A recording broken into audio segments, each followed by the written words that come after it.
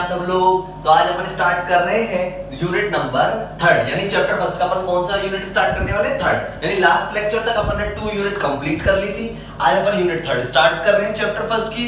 बहुत ही simple unit है ये गाइस। इसमें सिर्फ हमने जो 11th और 12th में जो टर्म्स पढ़े हैं इसके, जैसे स्टॉक के बारे में पढ़ा, स्टॉक क्या है, परचेज सेल्स के बारे में, ट्रेड डिस्काउंट, कैश डिस्काउंट के बारे में, बैड डेब्ट वगैरह के बारे में, डेप्रिसिएशन के बारे में, जो भी कुछ हमने पढ़ा है उसको हम इस चैप्टर में पढ़ेंगे। लिखा हुआ अकाउंटिंग टर्मिनोलॉजी ग्लोसरी, मतलब ये क्या है? अकाउंट की क्या शब्दावली है, यानी क्या बोल सकते हैं डिक्शनरी है। जो अपन वर्ड्स पढ़ेंगे इसके अंदर उसको अपन को इसमें पढ़ना है, जो भी अपन ने वर्ड्स अब तक पढ़ रखे। तो एक बार मैं इसमें भी क्या करूंगा, उसको क्लैरिफाई करूंगा। तो एक बार उसी जो भी आपने पढ़ा हुआ है इसको हम लोग क्या करने वाले हैं? केवल रिकवर करने वाले हैं। तो अच्छा चैप्टर है, समझ में आ गया अच्छे से, बोरिंग नहीं है ये बिल्कुल भी। चैप्टर बहुत ही इजी चैप्टर है और प्रैक्टिकल बेस्ड चैप्टर है। तो गाइस स्टार्ट करते हैं accounting terminology glossary unit 3 chapter first. तो हम स्टार्ट कर रहे हैं। तो देखो मैं जैसे जैसे लिखूंगा आपको समझ में आएगा कि ये भी हमारा पढ़ा हुआ है, ये भी हमारा पढ़ा हुआ है। तो ठीक है ना गाइस, तो स्टार्ट करते हैं। तो सबसे पहले स्टार्ट करते हैं। तो सबसे पहले मैं बात करता हूं परचेज के बारे में। किसके बारे में बात करूंगा मैं? सबसे पहले परचेज के बारे में। ठीक है, परचेज के बारे में मैं बात करूंगा। तो सबसे पहले हमें ये बात पता है कि परचेज क्या होती है, यानी कि जो भी गुड्स को हम क्या करते हैं, सेल करना चाहते हैं, तो उसको पहले हम लोग क्या करेंगे? परचेज करेंगे। ठीक है ना? तो जो हम परचेज करते हैं, सेल करने के लिए जो भी हम चीज परचेज करेंगे हम उसे परचेज कहते हैं। बिजनेस के अंदर परचेज करना बहुत जरूरी। गुड्स का अपन परचेज करते हैं तो उसे अपन बोलते हैं परचेज। तो परचेज में अपन लोग क्या क्या किस तरीके से करते हैं? अपन एक तो इसको कैश में कर सकते हैं, एक इसको हम क्रेडिट में कर सकते हैं। ठीक है, यानी कि हम कैश और क्रेडिट दोनों में क्या कर सकते हैं? परचेज कर सकते हैं। और फिर अपन कर देते हैं यहां से परचेज रिटर्न। अब परचेज रिटर्न हमें पता है कि अपन लोग क्या करते हैं, कैश में भी परचेज करते हैं, क्रेडिट में भी परचेज करते हैं, और जो गुड्स अपन को पसंद नहीं आता उसे अपन रिटर्न कर देते हैं, उसे हम बोलते हैं परचेज रिटर्न। हमें ये बात अच्छे से पता होनी चाहिए कि परचेज रिटर्न का दूसरा नाम होता है रिटर्न आउटवर्ड। क्या होता है? Return outward. और गाइस इनके बैलेंसेस भी अपन हैंड टू हैंड देखते चलेंगे। हमें पता है कि परचेज का जो बैलेंस होता है वो क्या होता है गाइस? बैलेंस डीआर बैलेंस होता है परचेज का, और रिटर्न आउटवर्ड का यानी कि परचेज रिटर्न का बैलेंस क्या होगा? फिर सीआर बैलेंस होगा। तो गाइस ये है परचेज, कैश में प्लस क्रेडिट में, और उसमें से लेस कर देते हैं अपन परचेज रिटर्न। तो ये हमारा आ जाता है परचेज। इसको अपन दूसरा नाम से भी जानेंगे, नेट परचेज, क्योंकि बिजनेस के लिए अपन को कौन सी परचेज चाहिए होती है? नेट परचेज चाहिए होती है। अब बात कर लेते हैं दूसरे पॉइंट की, यानी कि जो परचेज है इसको हम एक और चीज और पढ़ेंगे, कॉस्ट ऑफ परचेज। अब ये कॉस्ट ऑफ परचेज क्या है गाइस? यानी कि जो भी हमने परचेज करी है, कैश में, क्रेडिट में, जो भी हमने परचेज करी है, हम यहां पे लिख सकते हैं नेट परचेज। ठीक है, क्या लिख सकते हैं? Net purchase. नेट परचेज के साथ जो परचेज से रिलेटेड एक्सपेंसेस हैं, ठीक है, परचेज से रिलेटेड जो अपने एक्सपेंसेस रहेंगे, यानी कि हम उनको बोलते हैं कौन से? Direct expenses. ठीक है, तो जो भी हमारे एक्सपेंसेस रहने वाले यानी नेट परचेज, उसके साथ जो भी हमारे एक्सपेंसेस यानी डायरेक्ट परचेज से रिलेटेड जितने भी एक्सपेंसेस होते हैं क्या होते हैं? वो डायरेक्ट एक्सपेंसेस होते हैं। और उसके बाद इसमें से लेस कराएंगे अगर कोई भी परचेज पे हमें कोई भी डिस्काउंट मिल रहा है, जिसका नाम होता है ट्रेड डिस्काउंट। क्या होता है? Trade discount. ठीक है, तो ट्रेड डिस्काउंट हो गया। ट्रेड डिस्काउंट के बाद ट्रेड डिस्काउंट हो गया, उसको अपन माइनस करा देते हैं अगर ट्रेड डिस्काउंट है तो कोई। और अगर कोई सब्सिडी मिली है, क्या मिली है? सब्सिडी। सब्सिडी मतलब कि सरकार देती है सब्सिडी, तो वो अपन को अगर मिली तो वो भी माइनस करेंगे। तो परचेज में से ऐड करेंगे अपन एक्सपेंसेस यानी कि डायरेक्ट एक्सपेंसेस जो रिलेटेड टू परचेज होते हैं, ट्रेड डिस्काउंट लेस करा देंगे और सब्सिडी लेस करा देंगे। तो हमारी कॉस्ट ऑफ परचेज निकल के आ जाएगी, जो हमने एक्चुअली परचेज करी उसकी कॉस्ट क्या है। तो गाइस एक चीज याद रखना है, इसमें इंक्लूडिंग टैक्स रहता है, यानी जो भी हम परचेज कर रहे हैं उसमें इंक्लूडिंग क्या रहता है? टैक्स इंक्लूड रहता है। तो इसलिए कंफ्यूजन क्रिएट नहीं करेंगे सर नेट परचेज में फिर टैक्स की बात है तो कैसे। तो अपन को पता है कि अपन जो भी माल गुड्स परचेज करते हैं उसमें इंक्लूडिंग टैक्स रहता है, उससे रिलेटेड जितने भी एक्सपेंसेस रहते हैं अपन उनको ऐड करेंगे। अगर हमें कोई डिस्काउंट मिला है, ट्रेड डिस्काउंट, तो उसे माइनस कराएंगे, और अगर हमें कोई सब्सिडी मिली है तो माइनस कराएंगे। तो हमारा निकल के आ जाएगा गाइस क्या? Cost of purchase. तो आई होप कि एक तो आपको परचेज समझ में आ गई होगी अच्छे से, और एक आ गई होगी आपको कॉस्ट ऑफ परचेज, यानी कि हमने 2 टर्म्स कंप्लीट कर लिए हैं। बैलेंस बता दिया है मैंने आपको कि कैश पर यानी कि परचेज का बैलेंस क्या होता है, ठीक है, परचेज रिटर्न का बैलेंस क्या होता है। कॉस्ट ऑफ परचेज क्या होती है वो अपन ने लिख दिया, यानी नेट परचेज, ऐड कर लिया उसमें से एक्सपेंसेस यानी direct expenses related to purchase, add कर लिया उसमें माइनस करा दिया ट्रेड डिस्काउंट और माइनस करा दिया सब्सिडी अगर कोई मिलती है तो। अब गाइस बात कर लेते हैं आगे के पॉइंटों की। तो आई होप कि दोनों पॉइंट आपको अच्छे से समझ में आए होंगे, एक परचेज और एक कॉस्ट ऑफ परचेज, यानी कि हमारे दो काम इधर हो गए कंप्लीट, ठीक है। अब बात करते हैं गाइस सेल्स के बारे में। किसके बारे में? सेल्स के बारे में। तो सेल्स के बारे में बात कर लेते हैं, तो सेल्स का भी यही सिस्टम है, यानी कि हम बात कर लेते हैं पहले नेट सेल के बारे में। किसके बारे में? Net cell. जो हमने गुड्स परचेज किया उसको हम क्या करेंगे? बेचेंगे, तो नेट सेल। तो हम पता है कि कैश सेल, ठीक है, plus credit sale, credit sale net, और उसके बाद उसमें से माइनस करा देते हैं हम सेल्स रिटर्न। और गाइस एक चीज याद रखनी, सेल्स रिटर्न का दूसरा नाम क्या होता है? Return inward.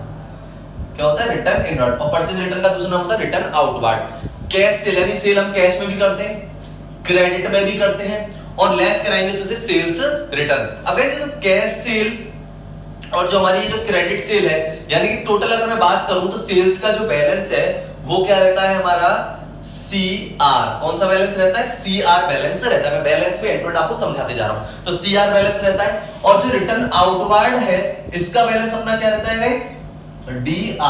DR बैलेंस होगा तभी हमारी सेल कम होती है। तो यानी नेट सेल यानी सेल्स का बैलेंस CR और इसका बैलेंस हो जाएगा DR, रिटर्न आउटवर्ड यानी सॉरी रिटर्न इनवर्ड, ठीक है ना। DR बैलेंस हो जाएगा। ये रहा सेल्स का फॉर्मूला। सेल्स भी दोनों टाइप से हो जाएगी आपकी, एक तो कैश सेल हो जाएगी, एक क्रेडिट सेल हो जाएगी, और जो कोई आपको रिटर्न करेगा तो उसको अपन बोलेंगे सेल्स रिटर्न। तो गाइस आई होप कि ये भी आपको समझ में आ गया होगा, यानी नेट सेल की अपन ने यहाँ पे बात कर ली है। अब बात करते हैं, ये फॉर्मूले भी है, एक तरीके से मैं आपको फॉर्मूले के साथ साथ इनको समझाता जा रहा हूं।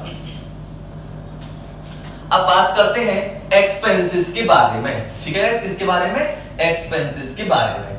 अब अपन को एक अच्छे से पता है कि जो ये एक्सपेंसेस होते हैं, एक्सपेंसेस जो अपन ने अब तक पढ़े हैं, तो ये होते हैं गाइस 2 टाइप के,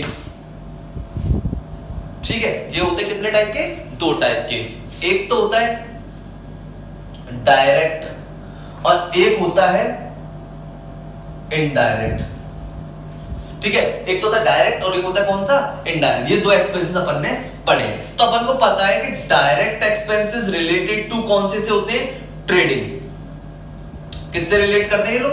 ट्रेडिंग से। और indirect expenses related to P&L, ठीक है। यानी कि जितने भी डायरेक्ट एक्सपेंसेस है ट्रेडिंग में जाएंगे और मैन्युफैक्चरिंग में भी जाते हैं ये, ठीक है, मैन्युफैक्चरिंग में भी जाते हैं। और इनडायरेक्ट जो है वो अपने केवल किस में जाते हैं? P&L में जाते हैं। तो यानी एक्सपेंसेस को मैंने 2 पार्ट में डिवाइड कर दिया। एक चीज और याद रखनी है, मैं बैलेंस भी बता देता हूं। एक्सपेंसेस का बैलेंस क्या होता है? हमेशा BR, ठीक है ना। अभी ट्रेडिंग और मैन्युफैक्चरिंग से रिलेटेड है डायरेक्ट, और इनडायरेक्ट जो अपना P&L से रिलेटेड है। अब एक बात और समझते हैं कि direct expenses related to purchase भी होते हैं, यानी जो एक्सपेंसेस हमारे परचेज से रिलेटेड है वो भी हमारे क्या होंगे? डायरेक्ट। और वो एक्सपेंसेस जो हमारे यानी रॉ मटेरियल को फिनिश गुड्स में कन्वर्ट करते हैं, तो जितने भी एक्सपेंसेस हमारे खर्च होते हैं उन्हें भी हम लोग क्या बोलते हैं? डायरेक्ट एक्सपेंसेस बोलते हैं। जैसे कि मैन्युफैक्चरिंग अकाउंट है उसके अंदर भी हमारे एक्सपेंसेस आते हैं, ठीक है। और इनडायरेक्ट है जो कि हमारे एक तो सेल से रिलेटेड होते हैं, जितने भी expenses related to sale, then कौन से एक्सपेंसेस हो जाएंगे? वो इनडायरेक्ट एक्सपेंसेस हो जाएंगे। और बिजनेस को ऑपरेट करने के लिए जितने भी एक्सपेंसेस अपन खर्च करते हैं वो भी अपने कौन से होते हैं? इनडायरेक्ट होते हैं। जैसे सेल से रिलेटेड बात करूं तो अपन करते हैं एडवर्टाइजमेंट, ठीक है। तो सेल से रिलेटेड होता है सेलिंग एक्सपेंसेस, सेल से रिलेटेड होता है। लेकिन बिजनेस को ऑपरेट करने के लिए जैसे कि अपन दे रहे हैं रेंट दे रहे हैं, ठीक है ना, ये सारी चीजें रेंट हो गया। और अपन ने मान के चलते हैं कोई भी डेप्रिसिएशंस वगैरह चार्ज करें, यानी और भी जो भी एक्सपेंसेस होते हैं वो हमारे कौन से कहलाएंगे? इनडायरेक्ट कहलाएंगे, बिजनेस को ऑपरेट करने के लिए। जैसे प्रिंटिंग एंड स्टेशनरी का खर्चा, पोस्टेज एंड टेलीग्राम का खर्चा है, वो हमारे इनडायरेक्ट कहलाते हैं। तो गाइस आई होप कि आपको समझ में आ गया होगा डायरेक्ट और इनडायरेक्ट। ये अपन को 2 चीज से याद रखने, एक तो ये किससे रिलेटेड होते हैं? सेल्स से रिलेटेड, ठीक है। और किससे रिलेटेड होते हैं? बिजनेस को ऑपरेट करने के लिए, जो भी हम एक्सपेंसेस करते हैं बिजनेस को ऑपरेट करने के लिए जो एक्सपेंसेस करेंगे, और ये ट्रेडिंग से रिलेटेड होते हैं और मैन्युफैक्चरिंग से रिलेटेड होते हैं। ट्रेडिंग और यानी ट्रेडिंग का मतलब हो गया एक तो ये परचेज से रिलेटेड होते हैं, ठीक है, और एक ये मैन्युफैक्चरिंग से रिलेटेड होता है, यानी कि रॉ मटेरियल को फिनिश गुड्स में कन्वर्ट करने के लिए काम जितने भी एक्सपेंसेस खर्च करते हैं वो सारे के सारे डायरेक्ट होते हैं। तो आई होप कि ये आपको समझ में आ गया होगा, डायरेक्ट एक्सपेंसेस और इनडायरेक्ट एक्सपेंसेस, ठीक है ना गाइस। तो अभी अपन के पॉइंट कंप्लीट हो चुके हैं 3, यानी अपन ने एक तो परचेज समझ लिया है, सॉरी 4 पॉइंट, परचेज समझ लिया है, सेल्स समझ लिया है, कॉस्ट ऑफ परचेज समझ लिया है, ठीक है, और ये अपन ने एक्सपेंसेस समझ लिए जिसमें अपन ने direct expenses and indirect expenses, ये 4 पॉइंट अपने कंप्लीट हो गए हैं। अब चलते हैं आगे। तो गाइस ये आपका सब कुछ पढ़ा हुआ है, मैं तो केवल क्या करवा रहा हूं, इसको रिवाइज करवा रहा हूं, लेकिन मैं आपको इसमें हिंट एंड कुछ फॉर्मूले के साथ समझा रहा हूं, इसको प्रॉपर थ्योरेटिकल वे में नहीं समझा रहा हूं, और इसका बैलेंस भी आपको साथ के साथ बताते चल रहा हूं, ठीक है ना। अब बात कर लेते हैं गाइस स्टॉक के बारे में। किसके बारे में बात करेंगे अभी हम? स्टॉक। अभी स्टॉक हमें पता है, जो स्टॉक होता है वो भी अपने 2 कैटेगरी में से हम डिवाइड कर सकते हैं, एक ओपनिंग स्टॉक और एक अपन क्लोजिंग स्टॉक, यानी कि ओपनिंग स्टॉक और एक अपन कर सकते हैं उसको किसमें? क्लोजिंग स्टॉक, यानी कि opening stock and closing stock. अब इन दोनों के बारे में क्या ख्याल है, यानी कि ओपनिंग स्टॉक और क्लोजिंग स्टॉक, और स्टॉक क्या है ये पहले समझ लेते हैं। स्टॉक का बैलेंस बताते हैं कि अपन का जो स्टॉक रहता है उसका बैलेंस अपना ऑलवेज स्टॉक का बैलेंस क्या रहेगा? डीआर रहता है, यानी स्टॉक का बैलेंस डीआर, क्योंकि all assets balance are DR, जितनी भी असेट्स होती है सबके बैलेंस क्या होते हैं? डीआर होते हैं। तो अब बात करते हैं स्टॉक। स्टॉक यानी कि वो गुड्स जो हमारे पास रखा हुआ है, वो माल जो हमारे स्टॉक में है, ठीक है ना, उसे अपन बोलते हैं स्टॉक। कि माल अपने पास कितना गोडाउन में माल अपने पास रखा हुआ है उसे अपन बोलते हैं स्टॉक। और स्टॉक होता है 2 टाइप का, यानी कि ओपनिंग स्टॉक और क्लोजिंग स्टॉक। अब ओपनिंग स्टॉक और क्लोजिंग स्टॉक के बारे में बात करते हैं। मान के चलते हैं कि मैंने 5000, ठीक है, 5000 टी शर्ट खरीदी, ठीक है, और ये अपन ने खरीद ली मान के चलते हैं @1000 रुपए में पर टी शर्ट @1000 ईच, ठीक है। तो ये मैंने खरीदी, तो ये मैंने करी थी परचेज। क्या करी थी गाइस? मैंने परचेज। अब मैंने इसमें से सेल्स कर दिया, और जो भी ट्रांजैक्शन मैं कर रहा हूं, मैं ये कर रहा हूं 1 अप्रैल 19 से लेके 31 मार्च 20 तक, जिससे कि आपको ये अच्छे से समझ में आएगा। यानी कि 1 अप्रैल 19 से लेके 31 मार्च 20 तक परचेज करी थी 5000 टी शर्ट्स के @1000 ईच, इसमें एक्सपेंसेस वगैरह सब शामिल है। सेल कर दिया मैंने, मान के चलते इसमें से 4500 टी शर्ट, ठीक है, मान के चलते 1200 ईच में, ठीक है, तो 1200 ईच में कर दी। मैं पहले बात कर रहा हूं कि 5000 टी शर्ट्स में से मैंने कितनी टी शर्ट्स को सोल्ड किया है, यानी सेल किया 4500। अभी मेरे पास कितनी बच रही है? ये 500 टी शर्ट मेरे पास बच रही है, वो भी कितने में? 1000 ईच, यानी जो मैंने खरीदी थी 1000 रुपए की। यानी कि अगर मैं बात करूं तो 31 मार्च 20 को मेरे पास ये स्टॉक नजर आ रहा है, जो मेरे पास 500 टी शर्ट बच गई हैं। ड्यूरिंग द ईयर मैंने जो ट्रांजैक्शन करे थे वो 5000 टी शर्ट परचेज करी थी ड्यूरिंग द ईयर में, और 4500 टी शर्ट्स मैंने बेच दी है 1200 रुपए ईच में। तो मेरे पास कितनी टी शर्ट रिमेनिंग रह गई? 500 टी शर्ट @1000 ईच, और कौन सी डेट को? 31 मार्च 2020। इसको अपन बोलेंगे क्लोजिंग स्टॉक। क्या बोलेंगे गाइस इसको? क्लोजिंग स्टॉक, जो ईयर के एंड में रह जाएगा। अब बात करते हैं कि इसके बाद जो नेक्स्ट ईयर आएगा, यानी कि 1 अप्रैल 20 से लेके 31 मार्च 21 तक, तो यानी कि ये जो क्लोजिंग स्टॉक था वो 31 मार्च 2020 को था। अगली डेट पे यानी कि 1 अप्रैल को नया सेशन जो स्टार्ट होगा, तो ये जो आपका जो क्लोजिंग स्टॉक है ना, ये जो क्लोजिंग स्टॉक है, ये इस डेट का क्या बन जाएगा? ओपनिंग स्टॉक बन जाएगा, ओपनिंग स्टॉक। तो आपको आई होप कि समझ में आया होगा कि क्लोजिंग स्टॉक जो अपना रह गया है at the end of the year, वो अपना क्लोजिंग स्टॉक है, वो नेक्स्ट ईयर की फर्स्ट डेट को कौन सा स्टॉक बन जाएगा? ओपनिंग स्टॉक बन जाएगा, ठीक है ना। यही रॉ मटेरियल के लिए भी इसी तरीके से प्रोसीजर फॉलो होता है, और ऐसे WIP के लिए भी, ठीक है ना। तो परचेज करिए अपन ने 5000 टी शर्ट्स की, सेल करिए 4500 की, 500 टी शर्ट्स बच गई हैं, ये अपना क्लोजिंग स्टॉक कहलाएगा। अगली डेट को जाके यही जो क्लोजिंग स्टॉक है वो अपना ओपनिंग स्टॉक हो जाता है। जैसे कि ट्रेडिंग के अंदर आपने पढ़ा है, सबसे पहले क्या होता है, जो हमारा बाय क्लोजिंग स्टॉक जो होता है वो by closing stock next year में जाके ट्रेडिंग अकाउंट में टू साइड जाता है, उसको हम बोलते हैं टू ओपनिंग स्टॉक। तो वही प्रोसीजर है, क्लोजिंग स्टॉक जो आपका बाई साइड आएगा अगली साल वो जाके बन जाएगा टू, यानी कि वो ओपनिंग स्टॉक बन जाएगा। नेक्स्ट ईयर का वो क्या कहलाएगा, ओपनिंग स्टॉक 1 अप्रैल को। इसी टाइप से अब 31 मार्च 2021 को जो भी स्टॉक बचेगा वो क्लोजिंग रहेगा, फिर अगले ईयर की फर्स्ट डेट को यानी कि वो कौन सा हो जाएगा, ओपनिंग स्टॉक हो जाएगा। तो आई होप कि आपको ओपनिंग स्टॉक और क्लोजिंग स्टॉक अच्छे से समझ में आए होंगे, यानी ओपनिंग स्टॉक समझ लिया है अपन ने और क्लोजिंग स्टॉक समझ लिया। ये आपने पढ़ा हुआ था, मैं केवल क्या करवा रहा हूं, उसको रिवाइज करवा रहा हूं। तो गाइस अब बात करते हैं नेक्स्ट, तो एक एक पॉइंट अपन क्लैरिफिकेशन के साथ इसको करते चल रहे हैं। अब बात कर लेते हैं, यानी कि ओपनिंग क्लोजिंग हो गया है कंप्लीट। अब दो पॉइंट बता रहा हूं मैं, जरा उनको ध्यान से समझना। यानी कि स्टॉक का पॉइंट कंप्लीट हो गया, मैं यहां पे भी लिखता चल रहा हूं, ठीक है। Purchase complete, sale complete, cost of purchase complete, expenses direct indirect, stock complete. दो वर्ड यूज कर रहा हूं, एक वर्ड यूज कर रहा हूं फीफो और दूसरा वर्ड यूज कर रहा हूं लीफो, ठीक है।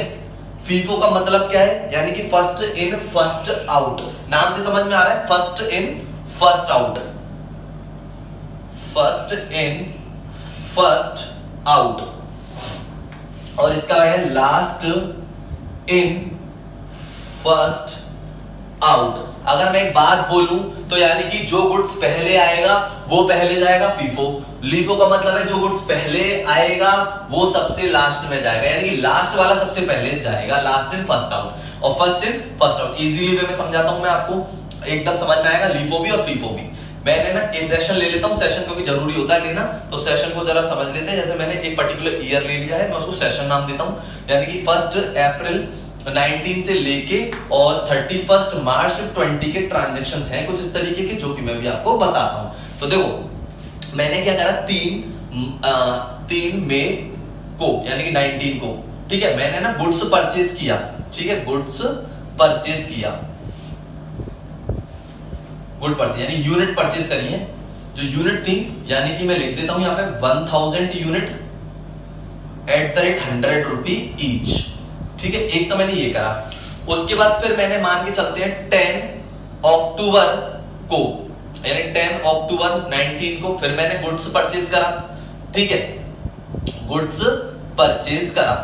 ये मैंने करा है, मान के चलते हैं 500 यूनिट @ 200 ईच। मैंने 500 यूनिट परचेज करी 200 रुपए ईच में।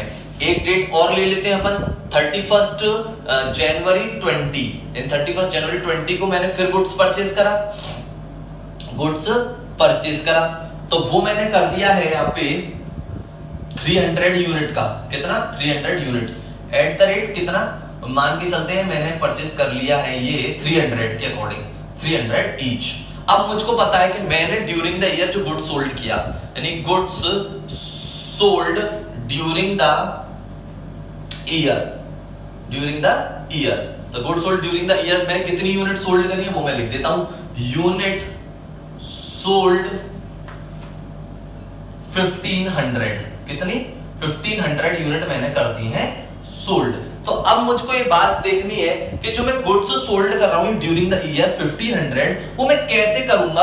अगर मुझे वो करनी होगी फर्स्ट इन फर्स्ट आउट, यानी पहले मैं फीफो से बात करता हूं, किससे, फीफो से। तो फीफो ये बात बोलती है कि जो गुड्स आपके पास आया है सबसे पहले आप उसी को क्या करेंगे, सोल्ड करेंगे। तो मैंने को पता है कि 1500 यूनिट सोल्ड करी मैंने, तो 1500 यूनिट में सबसे पहले मेरे पास 1000 यूनिट आई, तो मैंने 1000 यूनिट ये सोल्ड कर दी 100 रुपए के हिसाब से। उसके बाद फिर मेरे पास दूसरी यूनिट आई है 500 ये वाली, तो फिर ये मैंने 500 ये यूनिट सोल्ड कर दी 200 के हिसाब से, जो भी अमाउंट आएगी। मतलब बताने का मेथड ये है कि फर्स्ट जो माल पहले आएगा वो पहले जाएगा, यानी जो गुड्स पहले आएगा वो पहले जाएगा, प्रायोरिटी देंगे। तो ये गुड्स पहले आया तो मैंने मान लिया कि 1000 यूनिट जो हमने सेल 1500 यूनिट में 1000 पहली वाली हो गई और 500 जो यूनिट रहेंगी वो हमारी सेकंड वाली हो गई। तो यानी ये था कौन सा मेथड, फीफो मेथड, यानी जो माल पहले आएगा वो पहले जाएगा। अब बात कर लेते हैं गाइस इसी में लीफो की।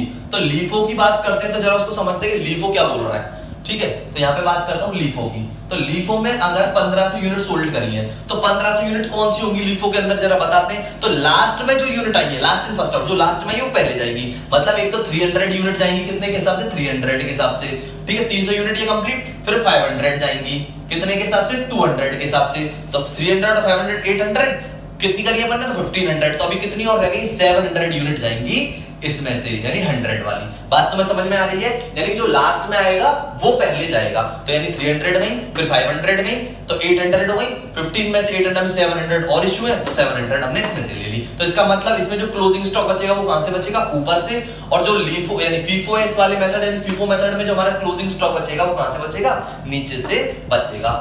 तो आई होप कि गाइस आपको समझ में आया होगा। इशू करने का तरीका समझ में आ गया, first in first out issue कर दी, लीफो में लास्ट इन फर्स्ट, जो लास्ट में ही पहले उसको इश्यू करेंगे। तो क्लोजिंग स्टॉक फीफो में तो कहां से बचेगा, लास्ट वाला बचेगा फीफो में, और लीफो में कहां से वाला बचेगा, जो फर्स्ट में आया था वो वाला बचेगा। तो गाइस ये थे दो मेथड, फीफो और लीफो के। आई होप कि ये आपको अच्छे से समझ में आए होंगे, क्योंकि मैंने आपको क्लैरिफिकेशन और एक एग्जांपल के साथ अच्छे से समझा दिया है कि फर्स्ट इन फर्स्ट आउट और लास्ट इन फर्स्ट आउट। तो ठीक है गाइस, अब चलते हैं आगे कि ये आपको अच्छे से समझ में आ गए होंगे। तो अब बात करते हैं सीओजीएस के बारे में, जो कि आपने पढ़ा हुआ है, ख्याल आपके अच्छे होंगे सीओजीएस के बारे में। तो अपन उसके बारे में भी बात कर लेते हैं। तो अपन का एक यहाँ पे फीफो भी कंप्लीट हो गया और एक अपना लीफो पॉइंट भी कंप्लीट हो गया। ठीक है, अब बात करते हैं किसके बारे में गाइस, सीओजीएस। इसको अपन बोलते हैं कॉस्ट ऑफ गुड्स सोल्ड। ठीक है, कॉस्ट ऑफ गुड्स सोल्ड यानी COGS. Cost of goods sold का मतलब यानी कि जिस गुड्स को हम बेच रहे हैं, सोल्ड कर रहे हैं, उसकी कॉस्ट क्या है। यानी जिस गुड्स को हमने सोल्ड कर रहे हैं ना, सोल्ड करने वाले हैं, उसकी कॉस्ट क्या है, उसे हम क्या बोलते हैं, सीओजीएस। सीओजीएस का फॉर्मूला सबको पता होगा, यानी कि opening stock plus closing purchase में नेट परचेज आएगी, प्लस डायरेक्ट एक्सपेंसेस और माइनस, या यहां पे लिख देता हूं मैं डायरेक्ट एक्सपेंसेस और माइनस क्लोजिंग स्टॉक। ये क्या है हमारा, सीओजीएस है, यानी कि opening stock plus purchase plus direct expenses और minus closing stock equals to COGS. यानी जिस गुड्स को अपन बेच रहे हैं उसकी लागत क्या है, उसकी कॉस्ट क्या है, जिसे हम बोलते हैं सीओजीएस। तो आई होप कि आपको समझ में आ गया हो कि आपने ये ऑलरेडी पढ़ा हुआ है सीओजीएस। ठीक है ना गाइस, फॉर्मूला हमेशा याद रखेंगे इनका, क्योंकि आने वाले टाइम में काम आएंगे। तो सीओजीएस हो गया अपना एक पॉइंट और कंप्लीट। ठीक है, तो चलो जी सीओजीएस भी कंप्लीट। अब बात करते हैं गाइस ग्रॉस प्रॉफिट के बारे में। क्या ख्याल है जी इसके बारे में आपके, ग्रॉस प्रॉफिट के बारे में। ग्रॉस प्रॉफिट अपन को पता है कहां से आता है, ट्रेडिंग से। ठीक है, ट्रेडिंग से आता है। ग्रॉस प्रॉफिट में यानी कि हमारा ग्रॉस प्रॉफिट हम लोग क्या करते हैं, ओपनिंग स्टॉक ऐड होता है, परचेज ऐड हो जाता है, और यहां से डायरेक्ट एक्सपेंसेस, बाई साइड हमारा सेल्स और क्लोजिंग स्टॉक। यानी कि हम लोग क्या करते हैं, सेल्स प्लस क्लोजिंग स्टॉक, यहां पे opening stock plus purchase plus direct expenses. ठीक है, तो ये होते हैं हमारे ट्रेडिंग का सामान। यानी कि इसमें से ये वाले आइटम तीनों लेस हो जाते हैं, तो हमारे यहाँ पे जीपी निकल के आता है ग्रॉस प्रॉफिट। यानी कि हम बोले हैं कि CR side is more than DR, then क्या निकल के आएगा, जीपी। लेकिन अगर ये इस तरीके से है, यानी DR is more than CR, तो यहां पे आ जाएगा हमारा ग्रॉस लॉस। तो ये कहां से आता है गाइस, ट्रेडिंग से आता है। इसको हम बोलते हैं सकल लाभ। ये कोई नेट प्रॉफिट नहीं होता, ये ग्रॉस प्रॉफिट होता है, क्योंकि अभी तो इसमें बहुत कुछ करना बाकी होता है। अभी तो हमने इसमें इनडायरेक्ट एक्सपेंसेस का कुछ नहीं किया, नॉन ट्रेडिंग इनकम का कुछ नहीं किया, अभी नॉन ट्रेड एक्सपेंसेस का कुछ नहीं किया है, तो अभी बहुत कुछ बाकी होता है। इसीलिए इसका नाम होता है ग्रॉस प्रॉफिट, यानी कि सकल लाभ, क्योंकि हमने इसमें इनडायरेक्ट एक्सपेंसेस के बारे में कुछ नहीं किया है, अभी कोई एडजस्टमेंट नहीं किया होता है। Non trading income, non trade expenses के बारे में कुछ भी हमने इसमें एडजस्टमेंट नहीं किया होता, इसीलिए ये ट्रेडिंग से आता है, और इसको अपन बोलते हैं ग्रॉस प्रॉफिट और ग्रॉस लॉस। अगर प्रॉफिट होगा तो ग्रॉस प्रॉफिट और लॉस आएगा तो ग्रॉस लॉस, क्योंकि हम प्रॉफिट के साथ साथ लॉस को भी तो पता होना चाहिए ना कि ग्रॉस प्रॉफिट भी के अलावा ग्रॉस लॉस भी तो आ सकता है ट्रेडिंग अकाउंट से, तो इसे अपन बोलते हैं ग्रॉस प्रॉफिट। ठीक है ना भाई, तो ग्रॉस प्रॉफिट को अपन एक और चीज से और समझ लेते हैं कि ग्रॉस प्रॉफिट का जो फॉर्मूला होता है वो क्या होता है। ग्रॉस प्रॉफिट का फॉर्मूला साहब ये बोल रहा है आपके सामने कि भैया सेल्स में से ना आप लेस करवा दो सीओजीएस, यानी क्या लेस करवा दो जी, आप सेल्स में से आप ना लेस करवा दो सीओजीएस, तो भी भैया क्या आ जाएगा, आपका जीपी आ जाएगा। एक तो ये हो गया, ठीक है। और एक आप ट्रेडिंग से भी निकाल सकते हो। तो ग्रॉस प्रॉफिट का तरीका है ये निकालने का, सेल्स में से सीओजीएस लेस कराएंगे तो हमारा क्या निकल के आएगा जी, जीपी निकल के आएगा। फॉर्मूला आपको बता दिया है, ठीक है। तो चलते हैं अब आगे। तो हमारा जी जीपी भी कंप्लीट हो गया है, यानी कि ग्रॉस प्रॉफिट अपन कर चुके हैं कंप्लीट। अब चलते हैं आगे। ग्रॉस प्रॉफिट के बाद बात करते हैं कुछ पॉइंट्स की। कुछ पॉइंट्स का मतलब क्या है, डायरेक्ट यानी इनडायरेक्ट एक्सपेंसेस की बात अपन लोग कर चुके हैं। कुछ पॉइंट्स हैं जो कि अभी अपन को समझने, एक समझना है बैड डेब्ट्स, अच्छे से पता होगा जी। एक बात करेंगे डेप्रिसिएशन की, अच्छे से पता होगा ये भी आपको। एक बैड डेब्ट की बात करते हैं, एक अपन बात करते हैं डेप्रिसिएशन के बारे में। अब ये बैड डेब्ट क्या है और डेप्रिसिएशन क्या है, दोनों समझ लेते हैं। बैड डेब्ट सब लोगों को पता है कि जो डेटर्स हमें पैसा नहीं देते हैं, मतलब जिन डेटर से हमको पैसा रिकवर नहीं हो पाता है, पैसा डूब जाता है, उसे हम बोलते हैं बैड डेब्ट। यानी जिनको हमने सेल करी थी, क्रेडिट सेल, उन्होंने हमें पैसा दिया नहीं तो वो हो जाता है हमारे बैड डेब्ट, उन्हें हम बोलते हैं बैड डेब्ट, ठीक है। और डेप्रिसिएशन क्या होता है जी, जो असेट्स होती है ना, जिसको अपन बिजनेस के अंदर यूज करते हैं, जो कि 1 साल से ज्यादा के लिए यूज होती है और उसका जो टाइम ड्यूरेशन होता है ना वो फिक्स्ड होता है कि ये असेट्स हमारी 5 साल चल पाएगी या 10 साल चल पाएगी, तो उसके लिए हम लोग क्या चार्ज करते हैं, उस पे डेप्रिसिएशन चार्ज करते हैं, ठीक है। और डेप्रिसिएशन जो चार्ज होता है वो जी किस पे होता है, फिक्स्ड असेट्स पे। ध्यान देना है पूरी अच्छी तरीके से, यानी डेप्रिसिएशन जो चार्ज होता है वो फिक्स्ड असेट्स पे चार्ज होता है। लेकिन एक असेट्स को छोड़ते हुए कौन सी असेट्स पे डेप्रिसिएशन नहीं लगता है जी, लैंड पे नहीं लगता डेप्रिसिएशन, ठीक है जी। किस पे नहीं लगता, लैंड पे, यानी कि फिक्स्ड असेट्स पे लगता है, ठीक है। डेप्रिसिएशन चार्ज करते हैं लेकिन लैंड पे चार्ज नहीं होता है डेप्रिसिएशन, ठीक है। अब बैड डेब्ट मैंने आपको बता ही दिया कि डेटर से जो पैसा डूब जाता है वो हमारा क्या हो जाता है, बैड डेब्ट हो जाता है। अब ये जो डेप्रिसिएशन है ना, ये भी आप लोगों ने पढ़ा हुआ है। जो डेप्रिसिएशन को हम लोग है ना कई सारे मेथड से निकालते हैं। एक होता है एसएलएम यानी स्ट्रेट लाइन मेथड, एक हम इसमें पढ़ते हैं WDB written down value method, यानी एक एसएलएम मेथड होता है, एक डब्ल्यूडीबी मेथड होता है। डेप्रिसिएशन कैलकुलेट करने के मेथड है ये एसएलएम और डब्ल्यूडीबी, ये भी आपने पढ़े हुए हैं, लेकिन मैं तो एक बार क्या करवा रहा हूं, रिवीजन करवा रहा हूं। डेप्रिसिएशन है फिक्स्ड असेट्स पे लगता है, एक्सेप्ट किसको छोड़ते हुए, लैंड को छोड़ते हुए। एसएलएम और डब्ल्यूडीबी मेथड से और भी बहुत सारे इसके मेथड्स होते हैं, पर मैं बता रहा हूं कि डेप्रिसिएशन के मेथड्स भी जिनको हम कैलकुलेट करते हैं, मेनली जो हमारे काम आते हैं वो एसएलएम और डब्ल्यूडीबी आते हैं, ठीक है। तो ये डेप्रिसिएशन और ये हो गया हमारा बैड डेब्ट। तो गाइस ये भी आपको अच्छे से समझ में आ गया होगा। तो अब बात करते हैं आगे। तो अब इसमें भी हमने कई सारे पॉइंट आपको समझा दिए हैं, यानी कि एक तो हमने समझा दिया आपको बैड डेब्ट, एक समझा दिया है जी आपको डेप्रिसिएशन, एक समझा दिया है जी आपको डब्ल्यूडीबी और एसएलएम स्ट्रेट लाइन मेथड, यानी कि इसके मेथड्स हैं डेप्रिसिएशन को कैलकुलेट करने के, ठीक है। फिक्स्ड असेट्स पे चार्ज होता है। तो गाइस अब चलते हैं अपन नेक्स्ट और अब बात करते हैं दो सिस्टम के बारे में, यानी 2 डिस्काउंट के बारे में बात करनी है हमें भी। डिस्काउंट के बारे में हम बात करेंगे तो 2 टाइप के डिस्काउंट हैं। एक है हमारा ट्रेड डिस्काउंट और एक है जी हमारा कैश डिस्काउंट। तो ट्रेड डिस्काउंट है और एक अपना कैश डिस्काउंट है, यानी कि ट्रेड डिस्काउंट क्या है और कैश डिस्काउंट क्या है, इसके बारे में जरा समझते हैं। ट्रेड डिस्काउंट तो है हमारा, यानी कि जब हम कोई भी गुड्स परचेज करने जाते हैं, किसी की शॉप पे हम कोई गुड्स परचेज करने गए, तो जी वो ये बोलता है कि हमारे जो गुड्स की कीमत है ना वो है, मान के चलते टीवी परचेज करने गए, तो टीवी परचेज करने की वो कीमत बता रहे हैं 1 लाख, यानी इसका जो प्राइस है वो कितना है, 1 लाख है। वो बोलते हैं जी ठीक है, अगर आप अभी हमारे पास डिस्काउंट चल रहा है, क्या चल रहा है जी, डिस्काउंट चल रहा है, जो 1 लाख की जो टीवी है ना जी, ये आपको मिल जाएगी कितने में, 90,000 में मिल जाएगी।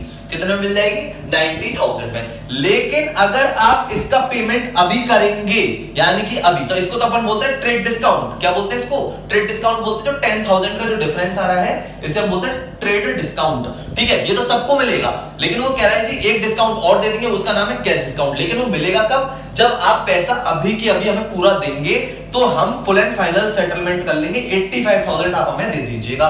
तो इसका मतलब 90,000 और 85,000 के बीच में डिफरेंस कितने का आ गया? 5,000 का। इसको अपन क्या बोलते हैं? कैश डिस्काउंट बोलते हैं। यानी एक होता है ट्रेड डिस्काउंट और एक होता है हमारा कैश डिस्काउंट। इसके बारे में आपने पढ़ लिया किसकी एंट्री होती है, किसकी नहीं होती है, किसको हम इनवॉइस पे शो करते हैं, किसको नहीं करते, सब डिफरेंसेस है। पर मेनली जो बात बताई वो है ट्रेड डिस्काउंट क्या होता है। तो बता दिया जी, ट्रेड डिस्काउंट तो क्या होगा, यानी कि जो सबके लिए ऑफर में होता है। लेकिन कैश डिस्काउंट किसके लिए ऑफर में होता है? जो इमीडिएटली पूरा का पूरा पैसा में तुरंत पेड करता है कैश में, तो उसके लिए कैश डिस्काउंट हम लोग दे देते हैं। तो जैसे कि दे दिया हमने 5,000। ट्रेड डिस्काउंट सबके लिए होता है, लेकिन कैश डिस्काउंट किनके लिए होता है? जो इमीडिएटली कैश पेड करते हैं। तो गाइस ये है ट्रेड डिस्काउंट और कैश डिस्काउंट। आई होप कि आपको समझ में आया होगा। ट्रेड डिस्काउंट की कोई एंट्री बुक्स ऑफ अकाउंट में पोस्ट नहीं होती, लेकिन कैश डिस्काउंट की एंट्री पोस्ट होती है। ठीक है ना? बिल पे किसको शो करते हैं? तो invoice bill pay trade discount को शो करते हैं, लेकिन कैश डिस्काउंट को शो नहीं करते। ठीक है? तो ये डिफरेंस थी डिस्काउंट के बारे में, मैंने आपको बता दिया, ट्रेड डिस्काउंट और कैश डिस्काउंट। तो चलो जी, ये भी आपका कंप्लीट हो गया। अब बात करते हैं नेक्स्ट। तो नेक्स्ट में क्या करेंगे अपन लोग? अब समझेंगे अपन 4 पॉइंट्स के बारे में। तो पहला है हमारा आउटस्टैंडिंग। क्या है जी? आउटस्टैंडिंग। और एक हम समझेंगे प्रीपेड के बारे में। ठीक है जी? एक आउटस्टैंडिंग के बारे में समझेंगे, एक प्रीपेड। आउटस्टैंडिंग में 2 चीज समझेंगे। एक तो समझेंगे हम लोग आउटस्टैंडिंग एक्सपेंसेस के बारे में और इनकम के बारे में। और ऐसे ही हम लोग प्रीपेड में समझने वाले हैं एक्सपेंसेस के बारे में और इनकम के बारे में। यानी कि प्रीपेड में भी अपन लोग एक्सपेंसेस पढ़ने वाले हैं और क्या पढ़ने वाले हैं? इनकम।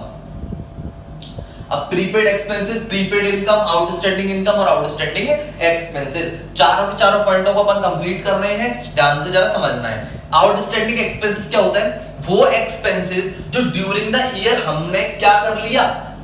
खर्च तो कर लिया, एक्सपेंसेस तो कर लिया। ड्यूरिंग द ईयर जो हमें एक्सपेंसेस करने थे वो हम तो कर तो चुके हैं, लेकिन हमने अभी वो क्या नहीं करे? पेड नहीं करे हैं। तो वो हमारे कहलाते हैं आउटस्टैंडिंग एक्सपेंसेस। ठीक है? यानी ड्यूरिंग द ईयर हमने उनका यूटिलाइज कर लिया है, लेकिन अभी हमने क्या नहीं करे? पेड नहीं करे हैं। आउटस्टैंडिंग एक्सपेंसेस कहलाते हैं। ठीक है? और आउटस्टैंडिंग एक्सपेंसेस हमारी क्या होती है? लायबिलिटी होती है। क्या होती है जी? लायबिलिटी। और इसको हम कहां पे शो करते हैं? बैलेंस शीट के अंदर। बात समझ में आ रही है कुछ?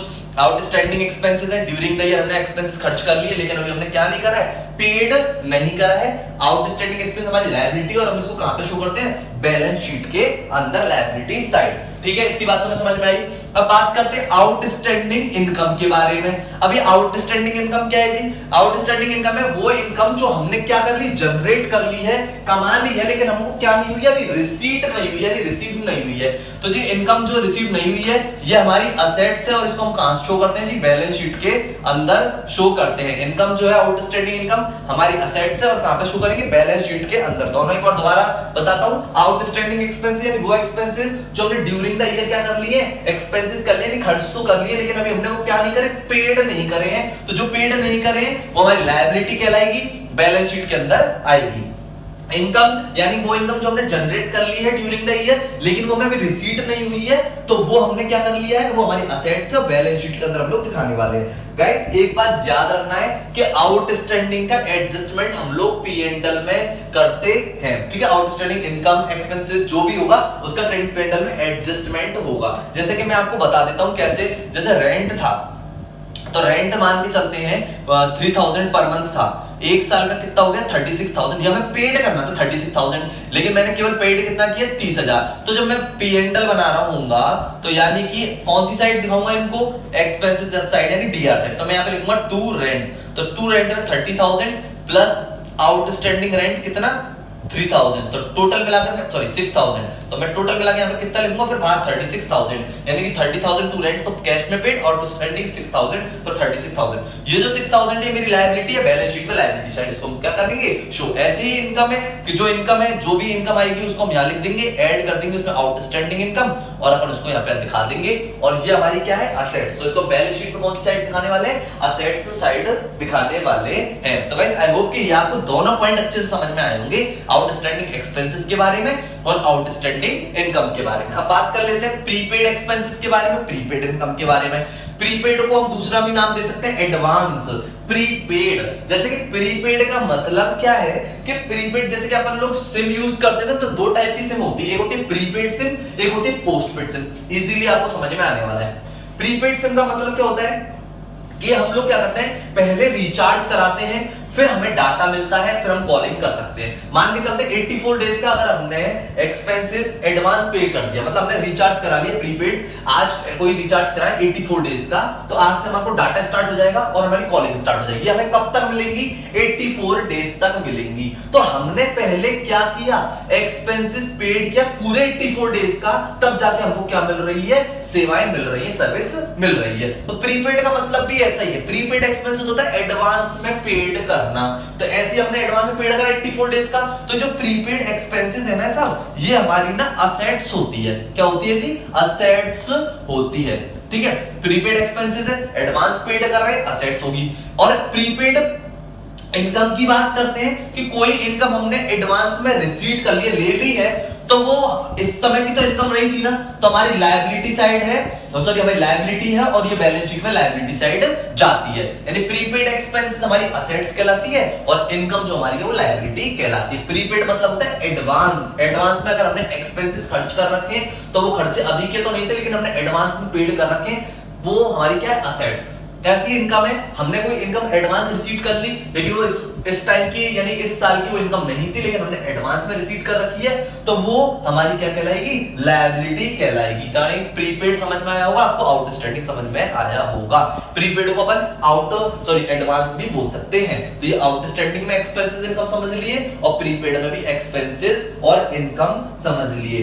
तो गाइस आई होप कि चारों के चारों पॉइंट समझ में आ गए होंगे आपको। आउटस्टैंडिंग एक्सपेंसेस के मैंने आपको बता दिया है कि बैलेंस शीट में लायबिलिटी साइड, बैलेंस शीट में असेट साइड, ये हमारी असेट साइड और ये हमारी लायबिलिटी साइड जाता है। तो यानी प्रीपेड और आउटस्टैंडिंग के बारे में मैंने आपको एक क्लैरिफिकेशन दे दिया। तो ये हमारे यहाँ पे 4 पॉइंट भी कंप्लीट हो गए हैं। यानी हमने प्रीपेड भी समझ लिया अच्छे से और हमने क्या समझ लिया, आउटस्टैंडिंग।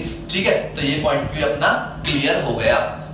यानी कि प्रीपेड समझ लिया है, दोनों इनकम और एक्सपेंसेस, और आउटस्टैंडिंग भी समझ लिया है हमने इनकम में और एक्सपेंसेस में। तो ये 2 पॉइंट भी हमारे कंप्लीट हो गए हैं। अब गाइस बात करते हैं हम नेट प्रॉफिट के बारे में। किसके बारे में जी? नेट प्रॉफिट के बारे में। अब ये नेट प्रॉफिट का क्या सिस्टम है, ये अपन को अच्छे से पता है कि नेट प्रॉफिट हमारा कहां से आता है जी? पी एंड एल से आता है। नेट प्रॉफिट कहां से आता है? पी एंड एल से आता है।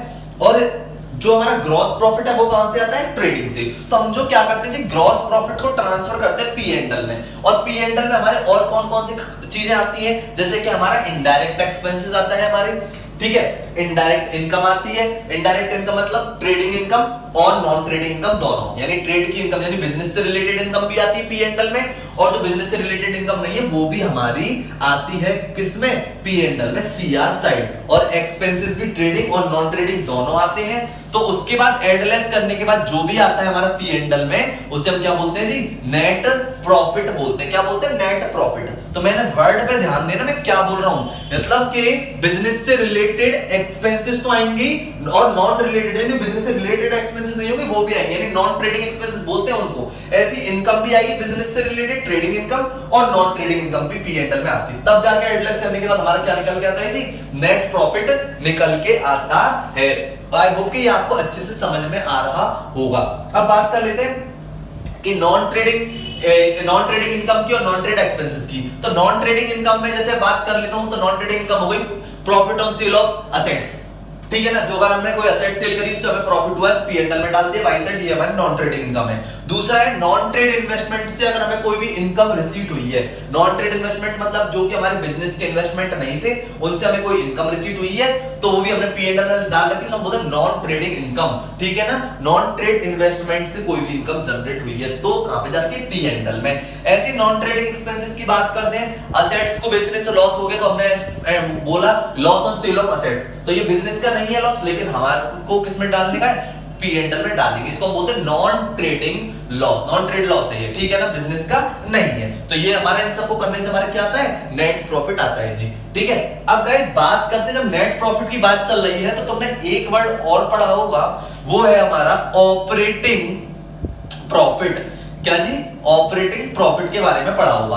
अब ये ऑपरेटिंग प्रॉफिट क्या होता है, ऑपरेटिंग प्रॉफिट क्या होता है, जो बिजनेस का एक्चुअलिटी में जो प्रॉफिट है ना वो चाहिए। इसमें तो भाई बिजनेस के साथ साथ जो हमारा बिजनेस का नहीं था वो भी शामिल है, लेकिन इधर ऑपरेटिंग प्रॉफिट में सिर्फ बिजनेस का प्रॉफिट शामिल होता है। तो हम लोग इसमें क्या करते हैं जी, जो नेट प्रॉफिट होता है ना जी हमारा, ये जो निकल के आता है, इसमें से हम लोग क्या करते हैं, नॉन ट्रेड इनकम तो माइनस कर देते हैं जी, नॉन ट्रेड इनकम क्या कर देते हैं, माइनस, और प्लस कर लेते हैं इसमें नॉन ट्रेड एक्सपेंसेस। तो ये निकल के आ जाता है हमारा ऑपरेटिंग प्रॉफिट। यानी कि नेट प्रॉफिट में नॉन ट्रेडिंग इनकम को तो क्या कर लेते हैं, माइनस करा देते हैं, और नॉन ट्रेडिंग एक्सपेंसेस को अपन क्या करा देते हैं, ऐड करा देते हैं। पढ़ा होगा आपने रेशियो एनालिसिस के चैप्टर में 12th क्लास के अंदर। तो नेट प्रॉफिट में से लेस कराएंगे नॉन ट्रेड इनकम और ऐड करा देंगे नॉन ट्रेड एक्सपेंसेस, तो ये हमारा क्या निकल के आ जाएगा, शुद्ध लाभ आ जाएगा। इसको हम बोलते हैं ऑपरेटिंग प्रॉफिट बिजनेस का। तो गाइस आई होप कि आपको समझ में आ गया होगा नेट प्रॉफिट और ऑपरेटिंग प्रॉफिट के बारे में, ठीक है ना गाइस। तो अब चलते हैं नेक्स्ट, तो अब नेक्स्ट की बात कर लेते हैं। तो अपना 2 पॉइंट और कंप्लीट हो गए, यानी कि एक तो अपना नेट प्रॉफिट कंप्लीट हो गया है और एक अपना कंप्लीट हो गया है हमारा ऑपरेटिंग प्रॉफिट, ठीक है जी, ऑपरेटिंग प्रॉफिट कंप्लीट हो गया है, ठीक है। अब बात कर लेते हैं प्रोविजंस के बारे में। किसके बारे में जी, प्रोविजन, PROVISION, प्रोविजंस, ठीक है। तो प्रोविजंस के बारे में बात करते हैं। तो प्रोविजंस जैसे कि अपन ने पढ़ रखा है, प्रोविजन फॉर बैड डेब्ट, provision for bad debts, provision for depreciation, provision for depreciation, provision बना लेते हैं। एडवांस में चलता है प्रोविजन, यानी कि हमें पता है कि हमारे बिजनेस में ऑन एवरेज हम जितनी भी सेल करते हैं ना, उसमें से उधार जितनी भी हम क्रेडिट सेल करते हैं उसमें ऑन एवरेज हमें पता है कि हमारा 10% पैसा जो है डूबता है। ये हमने एनालिसिस करा पिछले 3-4 सालों में कि 10% के अप्रॉक्स हमारा पैसा डूबता है। तो उसके लिए हमने एडवांस में प्रोविजन बना के रखते हैं। क्या बना के रखते हैं, प्रोविजन बनाते हैं। किसके लिए, बैड डेब्ट के लिए। कहां से बनता है वो जी, P&L से बनता है, तो उसको हम बोलते हैं प्रोविजन फॉर बैड डेब्ट। ऐसी डेप्रिसिएशन के लिए भी प्रोविजन पहले से ऑलरेडी क्रिएट करके रखते हैं, उसको अभी हम कहां से बनाते हैं जी, P&L से बनाते हैं। प्रोविजन फॉर बैड डेब्ट, प्रोविजन फॉर डेप्रिसिएशन, एक ही ट्रीटमेंट है। जैसे बैड डेब्ट के लिए प्रोविजन क्रिएट होता है, ऐसी डेप्रिसिएशन के लिए क्रिएट होता है। ऐसी और भी अगर कोई प्रोविजन अगर हम बनाना चाहेंगे तो उसका भी ट्रीटमेंट एक ही है कि हमें प्रोविजन तो क्रिएट कहां से करना पड़ता है, P&L से, यानी P&L से क्या करना, क्रिएट करना पड़ता है। तो प्रोविजन फॉर बैड डेब्ट हो गया और प्रोविजन फॉर डेप्रिसिएशन हो गया। क्रिएट करने के लिए मैं तुम्हें बता देता हूं एंट्री अपन लोग क्या पोस्ट करते हैं। तो P&L से अगर हम लेते तो एंट्री पोस्ट होती है P&L account DR2 provision for bad डेब्ट। तो P&L के कौन सी साइड जाती है, 2 साइड, ठीक है। तो ये प्रोविजन हमारा क्रिएट हो जाता है, प्रोविजन फॉर बैड डेब्ट और प्रोविजन फॉर डेप्रिसिएशन, ठीक है ना जी। तो ये अपने पॉइंट भी कंप्लीट हो गया, प्रोविजन फॉर बैड डेब्ट का और प्रोविजन फॉर डेप्रिसिएशन के बारे में, ठीक है ना। तो यानी कि ये प्रोविजन फॉर बैड डेब्ट, प्रोविजन का अपने एक तो बैड डेब्ट का पढ़ लिया है और एक पढ़ लिया है अपने डेप्रिसिएशन का, ठीक है ना जी। तो ये पॉइंट अपने कंप्लीट हो गए। अब चलते हैं सब आगे। तो आगे की बात जरा आप समझ लेते हैं। अब अपन आ जाते हैं बैलेंस शीट के अंदर, यानी कि तो हमने ट्रेडिंग P&L के बारे में जो भी कुछ पढ़ना था हमने यहाँ पे तक पढ़ लिया, और भी कोई पॉइंट लेंगे तो वो भी कवर करने वाले हैं, जो जैसे जैसे अपन को याद आते चलेंगे। अभी अपन बात कर लेते हैं बैलेंस शीट के कुछ आइटम्स के बारे में। तो बैलेंस शीट के कुछ आइटम्स के बारे में सबसे पहले मैं बात करना चाहूंगा फिक्स्ड असेट्स के बारे में। गाइस किसके बारे में बात करेंगे, फिक्स्ड असेट्स के बारे में। तो फिक्स्ड असेट्स हमको अच्छे से पता है कि फिक्स्ड असेट्स हमने 2 टाइप की पढ़ी है। कौन कौन से टाइप की पढ़ी है, कोई बताएगा जी। तो 2 टाइप कौन कौन से अपन पढ़ेंगे। पहला है अपन ने तो पढ़ी टेंजिबल, ठीक है, और एक पढ़ी है इंटेंजिबल। पढ़ी है ना जी, टेंजिबल और इंटेंजिबल। हिंदी में बोले तो यानी कि जो असेट्स को अपन देख सकते हैं, छू सकते हैं, वो है टेंजिबल। जिसको सिर्फ महसूस कर सकते हैं वो है इंटेंजिबल। बहुत ही अच्छा उदाहरण है इसका, एक गुडविल आपने बहुत ही अच्छे से करी होगी, ठीक है ना। तो गुडविल जो था वो इंटेंजिबल असेट्स थी। तो टेंजिबल हो गई, इंटेंजिबल। टेंजिबल असेट्स होती है हमारी कौन सी, जैसे कि फर्नीचर हो गया, मशीन हो गई, लैंड हो गई, बिल्डिंग हो गई, ठीक है, मोटर कार हो गई, ये सब हमारी कौन सी होती है, टेंजिबल। इंटेंजिबल गुडविल हो गया, पेटेंट हो गया, कॉपीराइट हो गया, ट्रेडमार्क हो गया, फ्रेंचाइजी हो गया, लोगो हो गया, ये हमारे क्या होते हैं, इंटेंजिबल असेट्स, ठीक है ना। ये फिक्स्ड असेट्स है, टेंजिबल। डेप्रिसिएशन कौन से पे लगता है, टेंजिबल पे, यानी फिक्स्ड एसेट्स में कौन से में टेंजिबल है, इसमें लगता है डेप्रिसिएशन, इंटेंजिबल में डेप्रिसिएशन चार्ज नहीं होता, टेंजिबल में मैंने ऑलरेडी बता दिया है आपको कि लैंड पे डेप्रिसिएशन चार्ज नहीं होता। तो ये फिक्स्ड एसेट्स, फिक्स्ड एसेट्स का मतलब क्या है कि हम इसको बिजनेस में परचेज करते हैं लॉन्ग ड्यूरेशन को चलाने के लिए, मतलब इन एसेट्स को खरीदते हैं, यूज करेंगे 1 साल से ज्यादा के लिए। हम जो भी एसेट्स परचेज करते हैं उसको हम सेल करने के लिए परचेज कभी भी नहीं करते हैं, यूज करने के लिए उसे हम परचेज करते हैं लॉन्ग ड्यूरेशन के लिए, 1 साल से ज्यादा के लिए, तो वो हमारी होती है फिक्स्ड एसेट्स। फिक्स्ड एसेट्स में दो टाइप, टेंजिबल और इंटेंजिबल। डेप्रिसिएशन किस पे चार्ज होता है जी, टेंजिबल पे, 1 साल से ज्यादा के लिए हम इसको लेते हैं, और इसका जो लाइफ टाइम होता है ना फिक्स होता है कि कोई एसेट्स है कि 4 साल चलेगी कि 6 साल चलेगी 10 साल चलेगी, तो हमें पता होती है, तो उसे हम बोलते हैं फिक्स्ड एसेट्स। ठीक है, तो अब बात करते हैं नेक्स्ट। तो दोनों आपको समझ में आ गए होंगे फिक्स्ड एसेट्स के बारे में। अब बात कर लेते हैं जी करंट एसेट्स के बारे में, बहुत ही मोस्ट इंपॉर्टेंट है जो कि आपने अच्छे से पढ़ी होगी, करंट एसेट्स। अब करंट एसेट्स क्या होता है जी, करंट एसेट्स होता है जिसको अपन लिक्विड में कन्वर्ट कर सकते हैं विद इन 12 मंथ के अंदर, मतलब 12 महीने के अंदर, यानी 1 साल के अंदर अंदर उसे किस में कन्वर्ट कर लेते हैं, लिक्विड में। जैसे डेटर है, डेटर को उधार दिया है गुड्स, तो क्या करेंगे, उससे पैसा रिसीव कर लेंगे, ठीक है ना, तो ये होता है करंट एसेट्स के अंदर आता है। ठीक है, ऐसे हमारे जो करंट एसेट्स के अंदर और भी चीजें आती है, जैसे कि बीआर आता है, बिल्स रिसीवेबल, ठीक है, और क्या आता है जी करंट एसेट्स के अंदर, कैश आता है, और क्या आता है आपका बैंक आता है, और क्या आता है जी प्रीपेड एक्सपेंसेस आते हैं, ठीक है ना जी, ये सब आते हैं, और आउटस्टैंडिंग इनकम भी आती है किसके अंदर, करंट एसेट्स के अंदर। शॉर्ट टर्म इन्वेस्टमेंट भी करंट एसेट्स के अंदर आता है, मार्केटेबल सिक्योरिटीज भी किसके अंदर आती है, करंट एसेट्स के अंदर आती है। तो ये है जी current assets, within 12 month में इसको अपन किस में कन्वर्ट कर लेते हैं, लिक्विड में कन्वर्ट कर लेते हैं, ये है हमारी करंट एसेट्स। तो जी अब बात करते हैं, करंट एसेट्स कंप्लीट हो गया अपना, तो अब आगे चलते हैं अपन। ठीक है, तो अपन ने करंट एसेट्स भी कंप्लीट कर लिया है। ठीक है, तो अब आगे चलते हैं, करंट एसेट्स के बारे में अपन ने रीड कर लिया है, अच्छे से समझ लिया है। अब कुछ और पॉइंट्स हैं जिनको अपन समझते हैं, जैसे कि अपन बात करेंगे अब करंट लायबिलिटी के बारे में। किसके बारे में बात करेंगे जी, करंट लायबिलिटी के बारे में।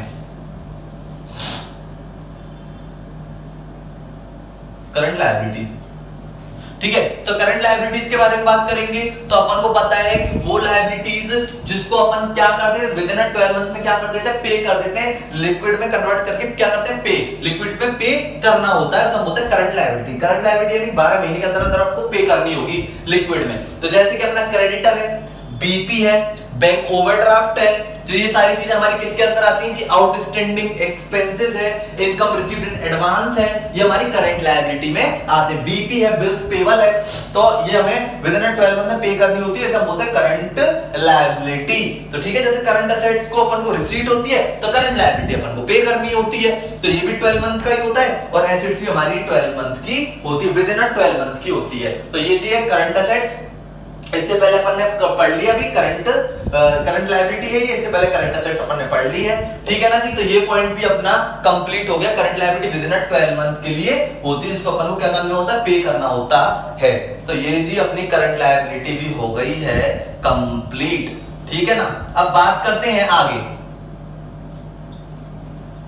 अब करंट लायबिलिटी के बाद आगे अपन चलते हैं लोन के बारे में। किसके बारे में, लोन। तो लोन अपन को पता है कि जी लायबिलिटी है, और लोन जो अपन ने पढ़े हैं वो पढ़े हैं 2 टाइप के, एक तो पढ़ा है सिक्योर्ड और एक पढ़ा है अनसिक्योर्ड, ठीक है जी। सिक्योर्ड और अनसिक्योर्ड लोन में डिफरेंस क्या है जी, यानी कि सिक्योर्ड का मतलब है कि जो भी अपन ने कोई लोन ले रखा है, तो अपन ने उसके लिए कुछ ना कुछ क्या हुआ है, गिरवी रखा है, कुछ ना कुछ प्लेस किया है, गिरवी रखा है, यानी इसे हम बोलते हैं सिक्योर्ड लोन। कोई लोन देके, जैसे मान के चलते कि बिजनेस के लिए अपन ने कोई लोन लिया और उसके लिए अपन ने कोई भी असेट्स क्या करी, प्लेस करी, गिरवी रखी है, तो उसे हम बोलते हैं सिक्योर्ड लोन। और अनसिक्योर्ड में कोई भी चीज प्लेस नहीं करते, ठीक है, उसे हम बोलते हैं अनसिक्योर्ड लोन। तो लोन भी अपन ने पढ़े सिक्योर्ड और अनसिक्योर्ड। तो जैसे कि सिक्योर्ड लोन के अंदर अपन ने बताया बैंक लोन आता है, और एक और बता रखा है आपको कि डिवेंचर, ये आपने पढ़े होंगे, अभी अपन और आगे भी इसकी बात करने वाले हैं डिवेंचर्स वगैरह के बारे में। तो सिक्योर्ड और अनसिक्योर्ड लोन होते हैं 2 टाइप के, जो सिक्योर्ड होते हैं सिक्योरिटी से तो वो सिक्योर्ड है, और जो नहीं होते वो अनसिक्योर्ड है, यानी कुछ ना कुछ असेट्स अपन ने दे रखी होती है, उसके बदले अपन को कोई भी लोन मिला होता है तो वो सिक्योर्ड होता है। तो जी ये भी समझ में आ गया होगा आपको लोन के बारे में। दो लोन अपन ने बता दिए, एक है सिक्योर्ड और एक है कौन सा, अनसिक्योर्ड लोन। तो जी अपना लोन भी कंप्लीट हो गया। ये चीज सब वही है जो अपन ने पढ़ी हुई है, लेकिन अपन को क्या करना है, एक बार ये रिवाइज करनी है इस चैप्टर के अंदर, जिससे कि आपको क्या हो, एक बार और समझ में ये आ जाए। तो यानी कि लोन के बारे में भी अपन का काम कंप्लीट हो चुका है, ठीक है ना। अब जी लोन के बारे में कंप्लीट हो गया है, अब बात करते हैं जी कैपिटल के बारे में। किसके बारे में बात करेंगे अपन, कैपिटल। तो कैपिटल को लगाता कौन है बिजनेस में, इन्वेस्ट कौन करता है, बिजनेस का ओनर इसमें क्या करता है, पैसा इन्वेस्ट करता है बिजनेस के अंदर, इंटरेस्ट होता है उसका बिजनेस के अंदर, इसलिए बिजनेस में कैपिटल को इन्वेस्ट कराता है। तो जी वो होती है हमारी कैपिटल, ठीक है, जितना पैसा इन्वेस्ट कराते हैं कैपिटल के अंदर। कैपिटल का इंक्रीजमेंट का सिस्टम किस तरीके से होता है कि अगर हमें प्रॉफिट होता है तो अपन ऐड करते हैं इसमें नेट प्रॉफिट को, तो ये इंक्रीज हो जाती है, लेस करते हैं इसमें नेट लॉस, ठीक है, इसमें ऐड करते हैं जी अगर उसने कोई एडिशनल कैपिटल भी अगर कोई लगाता है तो वो भी जी अपन ऐड करा देते हैं एडिशनल कैपिटल। और अगर वो बिजनेस से वो विथड्रॉन करता है कैपिटल विथड्रॉन, तो वो अपन क्या लेस करा देते हैं, विथड्रॉन को लेस कराते हैं, ठीक है। और अगर वो ड्राइंग करता है तो ड्राइंग को भी लेस कराते हैं। कैपिटल विथड्रॉन और ड्राइंग अलग अलग होता है। कैपिटल विथड्रॉन का मतलब होता है कि एक लमसम अमाउंट, बड़ी अमाउंट बिजनेस से क्या कर लेनी है, हटा लेनी है, उसे हम बोलते हैं कैपिटल विथड्रॉन। और ड्राइंग होती है रेगुलर बेसिस पे करना, ठीक है, पर्सनल यूज के लिए। तो नेट प्रॉफिट ऐड होता है, नेट लॉस लेस होता है, ऐड करते हैं एडिशनल कैपिटल, लेस करते हैं इसमें से कैपिटल विथड्रॉन और लेस कराते हैं इसमें से ड्राइंग। तो जी ये होती है कैपिटल। कौन इसको इन्वेस्ट कराता है बिजनेस के अंदर, ओनर, ठीक है, उसका इंटरेस्ट होता है बिजनेस के अंदर, ठीक है। तो इसी से एक बात समझ में आती है, इस कैपिटल से मैं तुम्हें एक चीज और समझाता हूं जो कि अपन ने लास्ट लेक्चर में समझी थी, entity concept. Entity concept, entity concept क्या है जी, एंटिटी कॉन्सेप्ट बताया था मैंने आपको, याद है क्या। एंटिटी कॉन्सेप्ट का मतलब क्या है कि बिजनेस का जो ओनर है और बिजनेस दोनों क्या है, अलग अलग है, तो वो एंटिटी कॉन्सेप्ट था, तो वो मैंने आपको ऑलरेडी समझा दिया है। ये कैपिटल का था, तो अपने यहाँ पे भी पॉइंट अपन कंप्लीट कर चुके हैं। तो जी कैपिटल भी अपनी कंप्लीट हो गई। कैपिटल का बैलेंस क्या होता है जी, CR। क्या बैलेंस होता है कैपिटल का, CR बैलेंस होता है। तो जी कैपिटल भी अपनी कंप्लीट हो गई है। कैपिटल के संग संग मैंने आपको एंटिटी कॉन्सेप्ट भी बता दिया, एंटिटी कॉन्सेप्ट जो कि पहले पढ़ चुके हैं, लेकिन फिर भी एक बार बता दिया कि ओनर और बिजनेस दोनों क्या है, अलग अलग होते हैं। तो कैपिटल के बारे में पढ़ लिया, लोन के बारे में पढ़ लिया अपन ने, असेट्स के बारे में पढ़ लिया, ठीक है। अब बात करते हैं जी रिजर्व के बारे में। किसके बारे में, रिजर्व। तो रिजर्व हमको पता है, एक होता है हमारा कैपिटल रिजर्व और एक होता है हमारा रेवेन्यू रिजर्व। रेवेन्यू रिजर्व, ठीक है। तो कैपिटल रिजर्व होता है एक रेवेन्यू। कैपिटल रिजर्व क्या होता है कि ये हम जब इसको क्या कहते हैं, बनाते हैं कैपिटल रिजर्व को, तो इसमें जो भी हम पैसा ट्रांसफर करते हैं, जो भी अमाउंट ट्रांसफर करते हैं, जो प्रॉफिट ट्रांसफर करते हैं, तो ये डिस्ट्रीब्यूटेबल नहीं है, मतलब इसको हम डिस्ट्रीब्यूट नहीं कर सकते, इसीलिए इसको बनाया जाता है। इसको हम बोलते हैं कैपिटल रिजर्व। इसको अनडिस्ट्रीब्यूटेबल होता है, इसको डिस्ट्रीब्यूट नहीं किया जाता। लेकिन जितने भी रेवेन्यू रिजर्व होते हैं उनको आप डिस्ट्रीब्यूट कर सकते हैं, ठीक है ना। यानी कैपिटल रिजर्व को तो डिस्ट्रीब्यूट नहीं किया जा सकता है, रेवेन्यू रिजर्व को डिस्ट्रीब्यूट किया जा सकता है। तो ये थे जी रिजर्व के बारे में। कैपिटल रिजर्व बता दिया है, डिस्ट्रीब्यूट नहीं किया जा सकता है, और ये जो रेवेन्यू रिजर्व है इसको हम लोग क्या कर सकते हैं, डिस्ट्रीब्यूट कर सकते हैं इजीली तरीके से। तो आई होप कि ये भी आपको समझ में आ गए होंगे, रिजर्व यानी कैपिटल रिजर्व और रेवेन्यू रिजर्व, ये आपने पढ़े हुए हैं, मैंने केवल आपको रिकॉल करवाया है इनका। तो ठीक है जी, रिजर्व भी अपना कंप्लीट हो गया है। तो चलो जी रिजर्व भी कंप्लीट हो गया, ठीक है। अब बात करते हैं जी रिजर्व के बाद और भी बहुत सारी चीजें हैं जो कि अपन को करनी है आगे।